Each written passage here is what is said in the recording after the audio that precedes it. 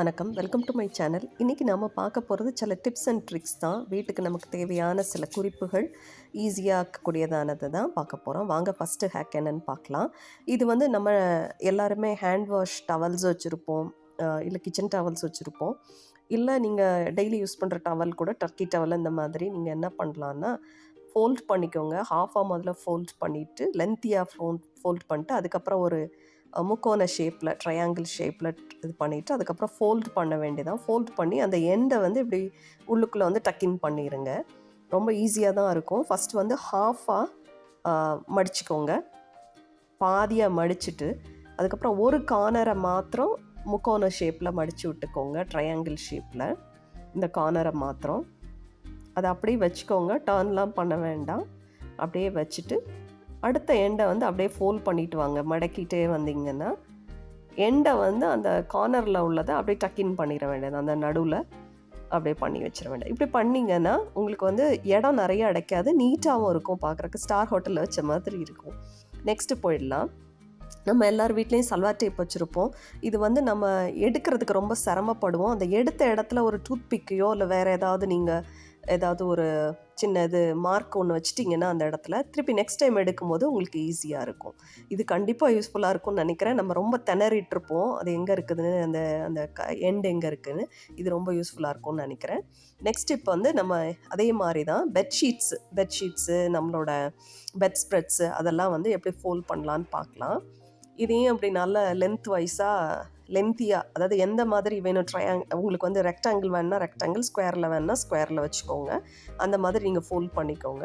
ஒரு சைடை ஃபுல்லாக ஃபோல்ட் பண்ணி கொண்டு வந்துட்டு ஒரு எண்டை மாத்திரம் அப்படியே வச்சுருங்க. வச்சுட்டு அதில் வந்து ஒரு பாக்கெட் மாதிரி இருக்கும் பார்த்தீங்களா, அந்த பாகத்தை மட்டும் விட்டுட்டு அந்த பாக்கெட் மாதிரி இருக்கிறதுக்குள்ளே இந்த நீங்கள் ஸ்கொயர் ஷேப்போ அல்லது ரெக்டாங்கிள் ஷேப்லேயோ வச்சுருக்கிறத அப்படியே உள்ளே தள்ளிட வேண்டியதான். நல்லா உள்ளே டக்கின் பண்ணிடுங்க. இப்படி உள்ளுக்குள்ளே பாக்கெட் மாதிரி நல்லா கையை உள்ளே விட்டு அப்படியே இழுத்திங்கனாலே உள்ளே போயிடும். பார்த்துக்கோங்க. இந்த பண்ணுறேன் பார்த்தீங்களா, அதே மாதிரி பண்ணிடுங்க. உள்ளே வந்து அப்படியே கையை உள்ளே விட்டு அப்படி பண்ணிங்கன்னா அந்த பேக்கெட்டுக்குள்ளே எல்லாமே போயிடும். இதை நீங்கள் ஒரு பில்லோ கவராகவோ அல்லது நிறைய பேர் வந்து கெஸ்ட்டு வந்து அன்றைக்கி ஒரு பில்லோ மாதிரி கூட யூஸ் பண்ணிக்கலாம். என்ன குஷியாக பில்லோ மாதிரி இருக்காது, தலையணை மாதிரி சாஃப்டாக இருக்காது. நெக்ஸ்ட் வந்து நம்மளோட அந்த பில்லோ கவர்ஸையும் நீங்கள் இது உள்ளே வச்சிடலாம். அது தேடி அலைய வேண்டாம். அதுக்குள்ளே நம்ம அப்படியே வச்சிடலாம். அந்த பேக்கெட்டுக்குள்ளேயே வச்சுட்டிங்கன்னா தேடி அலைய வேண்டாம், ஒரே இடத்துல இருக்கும். உங்களுக்கு ஈஸியாக எடுக்கிறதுக்கு இதுவும் கூட நல்ல ஆர்கனைஸ்டாக இருக்கும் பார்க்குறதுக்கு. உங்கள் ரேக்கில் வைக்கும்போது இந்த மாதிரி பண்ணி பாருங்கள். நீங்கள் ரொம்ப நீட்டாகவும் இருக்கும் பார்க்குறதுக்கு. இந்த மாதிரி பெட் ஸ்ப்ரெட்ஸை கூட நீங்கள் பண்ணிக்கலாம். நெக்ஸ்ட்டு போயிடலாம். கிளாஸஸில் வந்து இந்த ஹாட் ஸ்டெயின்ஸ் மாதிரி எல்லோ கலரில் ரொம்ப நாள் யூஸ் பண்ண இந்த எல்லோ கலரில் படிஞ்சிரும், ஸ்டெயின் ஆகிடும். அந்த எல்லோ ஸ்டெயின்ஸ் போக்குறதுக்கு வந்து லெமன் எடுத்துக்கோங்க. லெமனும் எந்தெந்த இடத்துல அந்த ஸ்டெயின் இருக்கோ அந்த இடத்துல வந்து கல்லுப்பும் லெமனும் சேர்த்து மிக்ஸ் பண்ணி அப்ளை பண்ணி அதை வந்து அப்படியே வச்சுருங்க. ஒரு நைட்டு வச்சுட்டு அதுக்கப்புறம் நீங்கள் நார்மலாக நீங்கள் வந்து வாஷ் பண்ணாலும் சரி, இது போகுது. ஆனால் இது வந்து ஒரு 2-3 தடவை நீங்கள் ட்ரை பண்ண வேண்டியது இருக்கும். அப்போ தான் க்ளீன் ஆகும். இன்னொரு மெத்தடும் நான் சொல்கிறேன். வினிகரும் எடுத்துக்கோங்க. அந்த இடம் ஃபுல்லாக கவர் ஆகிற அளவுக்கு வினிகர் எடுத்துட்டு அதுக்கப்புறம் ஈக்குவலாக நீங்கள் வந்து எடுக்க சொல்லியிருக்காங்க. அதாவது நல்ல நம்மளோட பியூரிஃபைடு வாட்டர் எடுத்து அதையும் நீங்கள் மிக்ஸ் பண்ணி இதையும் வச்சுருங்க. அப்படியே வந்து 1 நைட் வச்சுட்டு அதுக்கப்புறம் ஆர்டினரி வாஷ் நீங்கள் எப்படி சோப் வச்சு வாஷ் பண்ணுவீங்களோ வாஷ் பண்ணிங்கன்னா க்ளீன் ஆகிடுது. இதுவும் ரொம்ப யூஸ்ஃபுல்லாக இருக்கும்னு நினைக்கிறேன். நெக்ஸ்ட் டிப் போயிடலாம். இது வந்து என்னோடய இட்லி குக்கர் பார்த்துக்கோங்க. இட்லி குக்கரில் வந்து நம்ம இந்த ஹாட் வாட்டர் ஸ்டெயின் மாதிரி இந்த ஒயிட் கலரில் ரொம்ப பிடிச்சி போயிருக்குது. அதுக்கு வந்து நீங்கள் புளிச்ச மாவு இருந்ததுன்னா, இட்லி மாவு இருக்குது பார்த்தீங்களா, அதை வந்து அப்ளை பண்ணி ஒரு நைட்டு அப்படியே வச்சுட்டு நெக்ஸ்ட் டே வந்து நீங்கள் வாஷ் பண்ணினீங்கன்னா அந்த ஒயிட்டு உப்பு கரை இருக்குல்ல அதெல்லாம் போயிடும். நீங்கள் டேப்ஸில் கூட நீங்கள் அதை யூஸ் பண்ணலாம். நம்ம கிச்சன் டேப்பில் சிங்கில் உள்ளதில் கூட நீங்கள் யூஸ் பண்ணிங்கன்னா அதில் இருக்கிற அந்த உப்பு கரையெல்லாம் போயிடும். இந்த சென்டரில் இருக்கிறது அது என்னதுன்னு தெரியல. மற்றபடி அந்த ஒயிட்டாக இருந்த உப்பு கரையெல்லாம் நீட்டாக போயிடுச்சு. சாதாரணமாக நீங்கள் லிக்விட் சோப் போட்டு நீங்கள் வாஷ் பண்ணாலே போதும், நல்லா க்ளீன் ஆயிடுச்சு. இந்த சென்டரில் இருக்கிற கரை வந்து அடிப்பிடிச்ச மாதிரி இருக்காது.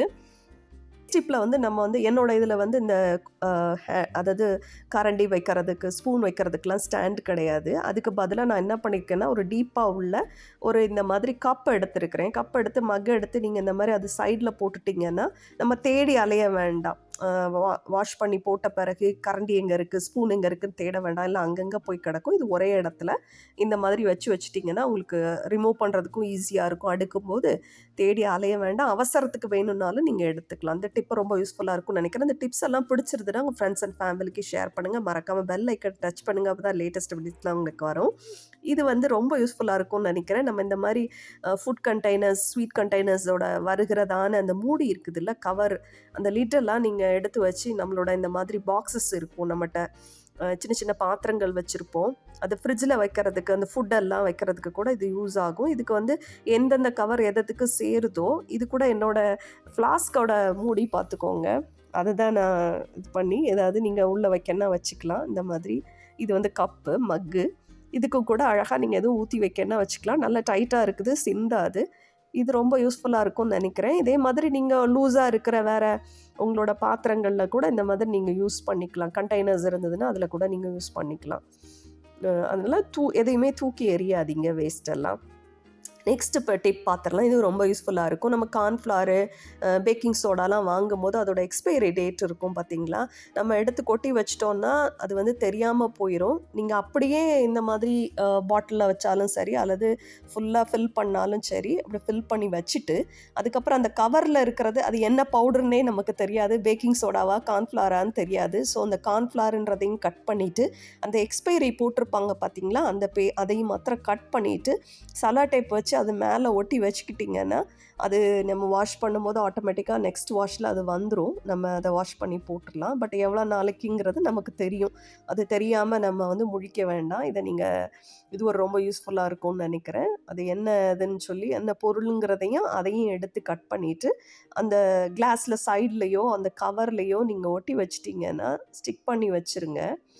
நான் சல்வார் டேப் வச்சு தான் நான் ஸ்டிக் பண்ணுறேன். அல்லது நீங்கள் க்ளூ வச்சு கூட பண்ணலாம்.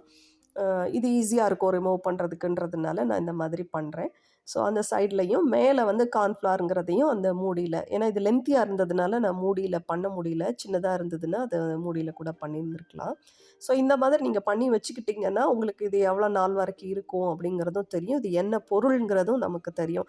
ஈவன் குக் பண்ண தெரியாதவங்க கிச்சனுக்குள்ளே வந்தாங்கன்னா கூட அவங்களுக்கு கன்ஃபியூஷன் இருக்காது. இது ரொம்ப யூஸ்ஃபுல்லாக இருக்கும்னு நினைக்கிறேன். நெக்ஸ்ட் டிப் போயிடலாம். நெக்ஸ்ட் டிப் வந்து நம்ம இந்த மாதிரி எல்லார் வீட்லேயும் ஸ்ப்ரெட் பண்ணுறது, ஆயில் ஸ்ப்ரெட் பண்ணுறதுக்கு, ரொட்டிக்கு, தோசை தவாலெல்லாம் யூஸ் பண்ணுறதுக்கு வச்சுருப்போம். இந்த மாதிரி ஒரு பிளாஸ்டிக் மூடி எடுத்துக்கோங்க. மூடி எடுத்து அதில் வந்து அந்த இது போகிற அளவுக்கு கொஞ்சம் டைட்டாக ஹோல் ஒன்று போட்டுக்கோங்க.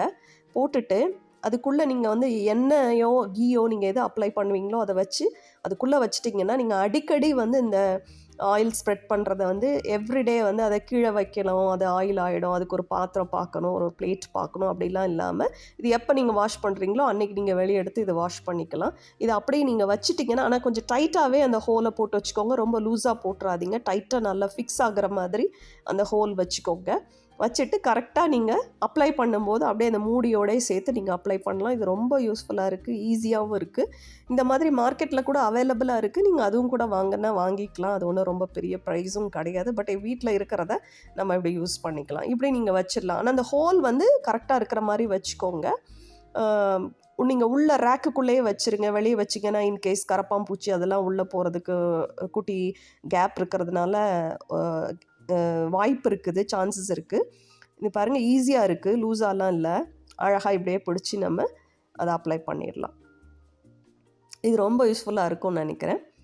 நெக்ஸ்ட்டு வந்து பார்த்திங்கன்னா இதே மாதிரி இதில் தான் இன்னொரு கவர் நான் அந்த மாதிரி மூடி எடுத்திருக்கேன். எடுத்துகிட்டு அதில் சின்ன ஸ்பூன் ஒன்று இந்த மாதிரி பண்ணி வச்சுருக்கிறேன். ஸ்பூனையும் கூட நீங்கள் ஓரத்துலலாம் நம்ம எடுப்போம்ல, அந்த ஓரத்தில் தோசை விடுறதுக்கு, சப்பாத்தி விடுறதுக்கு இந்த மாதிரி நீங்கள் யூஸ் பண்ணிக்கலாம். ஆனால் டைட்டாக வச்சுக்கோங்க. கரெக்டாக ரொம்ப லூஸாலாம் விட்டிங்கன்னா அது உள்ளே விழுந்துரும். இது கரெக்டாக நீங்கள் ஹோல் பண்ணி போட்டு வச்சுக்கிட்டிங்கன்னா இதுவும் ரொம்ப யூஸ்ஃபுல்லாக இருக்கும்னு நினைக்கிறேன். இதே மாதிரியே கூட கிடைக்கிது உங்களுக்கு, ஆன்லைனில் கூட இந்த மாதிரி கிடைக்கிது. பட் இது வீட்டில் இருக்கிறதே நம்ம இந்த மாதிரி தூக்கி போடாமல் யூஸ் பண்ணிக்கலாம். நெக்ஸ்ட்டு வந்து இந்த நம்மகிட்ட இருக்கிறதான ஹேர் பேண்ட்ஸ், கொஞ்சம் லூஸான ஹேர் பேண்ட்ஸு இந்த மாதிரி அந்த பிளாக் கலரில் இருக்குல்ல, கொஞ்சம் கிளாத் இது மாதிரி இருக்கும். அதை வந்து நீங்கள் ஹாட் வாட்டரில் போட்டிங்கன்னா அது கொஞ்சம் சுருங்குது பார்த்துக்கோங்க. சுருங்கி கொஞ்சம் ட்ரை ஆன பிறகு கொஞ்சம் டைட்டான மாதிரி ஆகுது.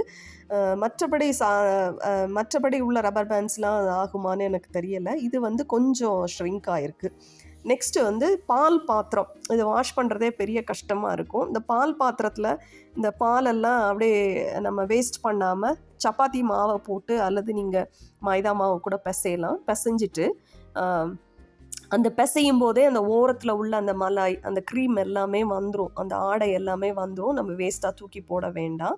ஸோ இதிலே நீங்கள் சப்பாத்தி பிசைஞ்சிட்டிங்கன்னா சாஃப்டாகவும் இருக்கும். உங்களுக்கு பிசைஞ்சு வச்சுக்கோங்க.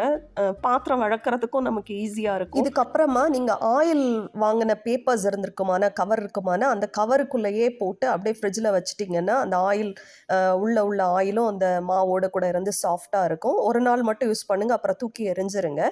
அதுக்கப்புறமா நீங்கள் கண்டெய்னரில் வைக்கும்போது இந்த ஆயில் கொஞ்சம் தடவி வச்சிங்கன்னா ஒரு 2 நாள் வரைக்கும் அந்த ப்ரௌன் ஆகாமல் கருக்காமல் அப்படியே சப்பாத்தி மாவு ஃப்ரெஷ்ஷாக இருக்கும். பார்த்துக்கோங்க.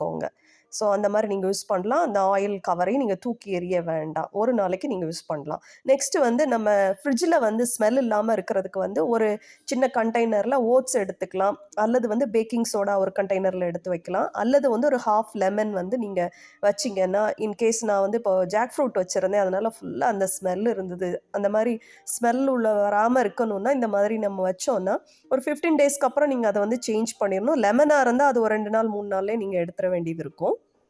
நெக்ஸ்ட் இப்போ வந்து நம்மளுடைய கண்டெய்னர்ஸ் வந்து நம்ம என்ன பொருள் முதல்ல போட்டு வச்சோமோ அந்த பொருளோட ஸ்மெல், எண்ணெய் மக்குலாம் சில நேரம் ரொம்ப ஸ்மெல் இருக்கும். பெங்களூர் மாதிரி கிளைமேட்டுக்கு நீங்கள் வாஷ் பண்ணி வெயில் இல்லாததுனால வைக்க முடியாது. அந்த மாதிரி டைமில் வந்து நீங்கள் நியூஸ் பேப்பரை போட்டு ஒரு 1 டே ஃபுல்லாக அப்படியே வச்சுருங்க. அதுக்கப்புறம் அது அந்த ஸ்மெல் எல்லாம் எடுத்துரும். அதுக்கப்புறம் நீங்கள் வேறு என்ன பொருள்னாலும் அதிலே நீங்கள் ஃபில் பண்ணி யூஸ் பண்ணிக்கலாம். நெக்ஸ்ட் இப்போ வந்து லெமன் வந்து ஃப்ரெஷ்ஷாக இருக்கணும்னா நீங்கள் இந்த மாதிரி பேப்பரில் இந்த மாதிரி நல்லா ஃபோல்ட் பண்ணி ஃப்ரிட்ஜில் வச்சிங்கன்னா ரொம்ப நாள் வரைக்கும் அது கெடாமல் நல்லா இருக்கும், ஃப்ரெஷ்ஷாக இருக்கும். நெக்ஸ்ட் இப்போ வந்து ரொம்ப சூப்பரான டிப்பு பார்த்துக்கோங்க. இந்த உள்ள விதைலாம் இல்லாமல் எப்படி வந்து கட் பண்ணலாம், ஆப்பிளை கட் பண்ணலான்றதான் காட்டுறேன். இந்த மாதிரி நான் காட்டுற மாதிரி கட் பண்ணிக்கோங்க. கட் பண்ணிங்கன்னா வெறும் அந்த நடுவில் உள்ளது மாத்திரம் அப்படியே தனியாக வந்துடும். மற்ற போர்ஷனில் வந்து அந்த விதைங்கிறது வந்து வராது, பார்த்துக்கோங்க. இது வந்து ஈஸியாகவும் இருக்கும். சின்ன பிள்ளைங்களுக்கு அப்படியே நம்ம கட் பண்ணி கொடுக்கறதுக்கும் ஈஸியாக இருக்கும். அவங்க அப்படியே எடுத்து ஒவ்வொன்றா எடுத்து சாப்பிட்டுப்பாங்க. பாருங்கள், நடுவில் உள்ளதை வந்து நீங்கள் அப்படியே நீங்கள் தூக்கி போட்டுடலாம். ரொம்பலாம் வேஸ்ட்டும் போகாது உங்களுக்கு. காட்டுறேன் பாருங்கள். இது ரொம்ப யூஸ்ஃபுல்லாக இருக்கும்னு நினைக்கிறேன். இந்த டிப்ஸ் எல்லாம் உங்களுக்கு பிடிச்சிருந்ததுன்னா உங்கள் ஃப்ரெண்ட்ஸ் அண்ட் ஃபேமிலிக்கு ஷேர் பண்ணுங்கள். மறக்காமல் பெல் ஐக்கனை டச் பண்ணுங்கள். அப்போ தான் லேட்டஸ்ட் அப்டேட்ஸ்லாம் உங்களுக்கு கிடைக்கும்.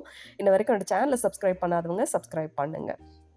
பாருங்கள் நான் எப்படி கட் பண்ணுறேன்னு பாருங்கள். இதை மாதிரி நீங்கள் பியரை கூட, அதாவது மற்ற ஃப்ரூட்ஸ் எல்லாம் கூட இந்த மாதிரி நீங்கள் கட் பண்ணி கொடுக்கலாம். நடுவில் விதை வருகிறதான மற்ற ஃப்ரூட்ஸு, பேரிக்காய் கூட இந்த மாதிரி கட் பண்ணலாம். இதெல்லாம் பிடிச்சிருந்ததுன்னா உங்கள் ஃப்ரெண்ட்ஸ் அண்ட் ஃபேமிலிக்கு ஷேர் பண்ணுங்கள். மறக்காம பெல் ஐக்கனை டச் பண்ணுங்கள். அப்போ தான் லேட்டஸ்ட் அப்டேட்ஸ்லாம் உங்களுக்கு கிடைக்கும். இன்ன வரைக்கும் என்னோட சேனலை சப்ஸ்கிரைப் பண்ணாதவங்க சப்ஸ்கிரைப் பண்ணுங்கள். இது ரொம்ப யூஸ்ஃபுல்லாக இருக்கும்னு நினைக்கிறேன். இந்த கட்டிங் மெத்தடு குட்டி பிள்ளைங்கள்லாம் அப்படியே கையில் ஃபுல்லாக கொடுத்தீங்கன்னா அழகாக சாப்பிட்ருவாங்க. நெக்ஸ்ட் வந்து இந்த மாதிரி நம்ம ஆர்கனைஸ் பண்ணி வைப்போம். சின்னது பெருசுமா ஹைட்டு வந்து இருக்கிறதுனால நம்ம வெளியே எடுத்துகிட்டு வரும்போது அந்த ரேக்லேருந்து எடுத்துகிட்டு வரும்போது கீழே விழுந்துடும். அதுக்கு பதிலாக நீங்கள் என்ன பண்ணலான்னா ஒரு ரப்பர் பேண்டை வந்து இந்த மாதிரி கிராஸில் இந்த மாதிரி போட்டுட்டிங்கன்னா 4 போர்ஷன்ஸாக டிவைட் பண்ணலாம், அல்லது 2 அந்த மாதிரி டிவைட் பண்ணிட்டீங்கன்னா எடுத்துகிட்டு வரும்போது அங்கேயும் இங்கேயுமா சரியாது, அப்படியே கரெக்டாக அதே இடத்துல இருக்கும். இது கண்டிப்பாக உங்களுக்கு யூஸ்ஃபுல்லாக இருக்கும்னு நினைக்கிறேன். தேங்க்யூ ஃபார் வாட்சிங், subscribing my channel. Have a good day.